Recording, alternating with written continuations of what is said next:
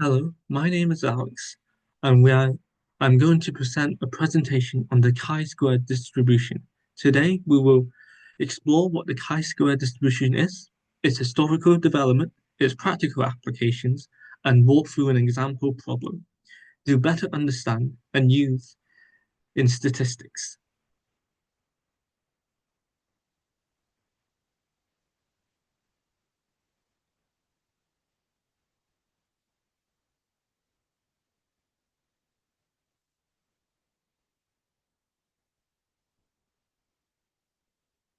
Today, our presentation is divided into five sections. First, we'll go through the history behind the chi-square distribution, followed by a look at its key characteristics. Then we'll work through the example problem, and then we'll discuss real-world applications before we continue on to the conclusions. The chi-square distribution was first introduced by Frederick Robert Helmont when he was computing sample variations in a normal population.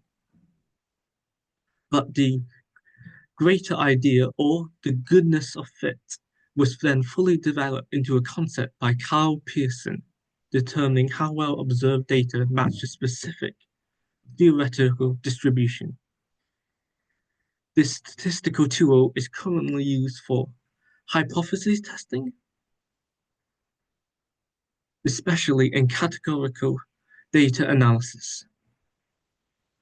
The basic concepts of the chi-square distribution is a continuous probability distribution ranging from 0 to infinity.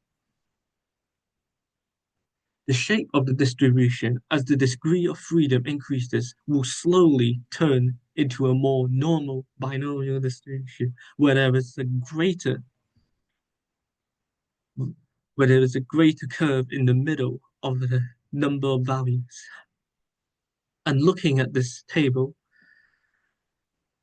we can see that as the p-value or probability decreases, there is a greater range where of allowed value where chi-squared can be accepted for the null hypothesis. An example problem is considering a group of people tested to see if age is independent of their candy preference.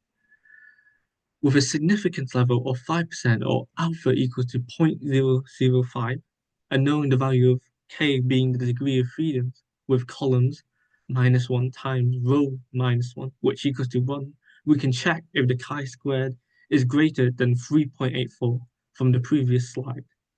Now, looking at the equation here, we can see that the observed value would be 36 minus the expected value, which is 25, as we expect there be an equal independent distribution of 25 for each if the age was independent. So if we compute this equation and add up the summation of all of these four sets of values between the young and the elderly, we can see that the chi-squared would become 19.36, which is greater than 3.84, which means you can reject the whole null hypothesis that age is independent of candy preference. The applications of chi-squared distribution in the wider world of science is the goodness of fit tests, where we can test if observed data follow a specific distribution, which was and the independence test to check if two categorical variables are independent in a contingency table, and the homogeneity test to compare the distribution of categorical variables across different populations. These applications are crucial in areas such as economics and social sciences.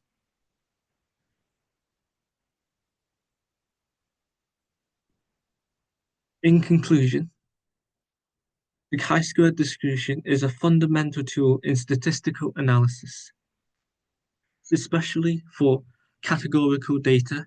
It enables us to test hypotheses such as whether data can fit a theoretical mode or if variables are independent. Understanding how to apply the chi-square distribution tests and interprets its results is essential for anyone working with data. Thank you for your time.